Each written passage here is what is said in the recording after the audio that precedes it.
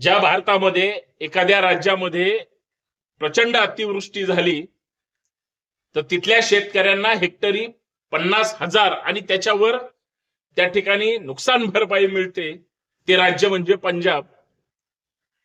आणि ज्या महाराष्ट्रानं या देशाला नव्हे देशाच्या बाहेर सुद्धा दिशा दिली, एक कर्तृत्ववान वारसा दिला, विचार दिले, महापुरुष दिले, आणि ज्या महाराष्ट्राच्या खरंच माथीमध्ये प्रामाणिकपणाचा निष्ठेचा एक मजबूत कणा आहे, आणि ज्या लोकांनी या महाराष्ट्राची आजही सन्मानाने मान ताट ठेवली, त्या शेतकरी, कष्टकरी, सर्वसामान्य माणसांनी जर या महाराष्ट्राची उंची वाढवलेली असेल आणि जर अतिवृष्टीचं संकट, ओल्या दुष्काळाचं संकट त्या लोकांवर आलं असेल, शेतकऱ्यांचं सगळं वाहून गेलं असेल, आणि आमच्या राज्याचे मुख्यमंत्री हेक्टरी जर 8,000 रुपये त्या ठिकाणी अनुदान किंवा नुकसान भरपाई देत असतील, तर त्या शेतकऱ्यांची किती चेष्टा आहे.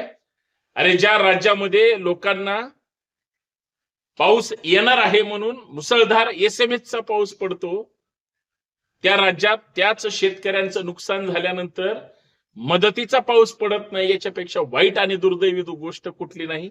मला हे खेदानं सांगावं लागतं. सरकार असतील, लोकप्रतिनिधी असतील, किंवा त्यांचे सगळे कार्यकर्ते चेले चपाटे अंधभक्त असतील, या एकालाही हृदय नाही आणि एकालाही भावना नाही जे आपल्या नेत्याला, सरकारला म्हणू शकतात ही मदत तुटपुंजी आहे, यांनी फक्त तोंड पुसायची कामं होतील, भरभरून मदत अपेक्षित आहे. जाऊन विचारा त्या पंजाबला आणि त्यांच्या मुख्यमंत्र्याला की तुम्ही कशी दिली, आमच्या मुख्यमंत्र्यांना सुचवा जरा, अशी द्यायची असते म्हणून. बाकी आपण सुज्ञ आहात.